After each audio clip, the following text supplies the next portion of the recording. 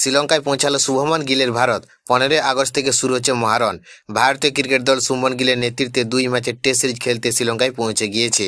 ভারতীয় cricket board বা BCCI নিজেদের সামাজিক মাধ্যমে দলের সফরের একটি ভিডিও প্রকাশ করেছেন। সেই ভিডিওতে দেখা যায় ভারত থেকে রওনা হওয়ার সময় অধিনায়ক শুভমন গিল, ঋষভ পান্ত, কুলদীপ যাদব সহ একাধিক ক্রিকেটার দারুণ উৎসাহের সঙ্গে যাত্রা শুরু করেছেন। শ্রীলঙ্কায় পৌঁছে বিমানবন্দর থেকে টিম বাসে ওঠার দৃশ্য ধরা পড়েছে। সফরের শুরুতে ক্রিকেটারদের হালকা মেজাজে সময় কাটাতে দেখা যায়, আর ধ্রুব জুরেলকে ক্যামেরায় বিশেষ মুহূর্ত ধরে রাখতে দেখা যায়। ভারত ও শ্রীলঙ্কার মধ্যকার প্রথম টেস্ট ম্যাচ শুরু হবে 15 আগস্ট গল আন্তর্জাতিক ক্রিকেট স্টেডিয়ামে। দ্বিতীয় এবং শেষ টেস্ট অনুষ্ঠিত হবে 23 আগস্ট থেকে কলম্বোর সিংহলি স্পোর্টস ক্লাবের মাঠে। সিরিজ শুরুর আগে 7 থেকে 9 আগস্ট পর্যন্ত কলম্বোর এনসিসি মাঠে 3 দিনের একটি প্রস্তুতি ম্যাচ খেলবে ভারতীয় দল, যাতে ক্রিকেটাররা নিজেদের প্রস্তুতি আরও ঝালিয়ে নিতে পারে।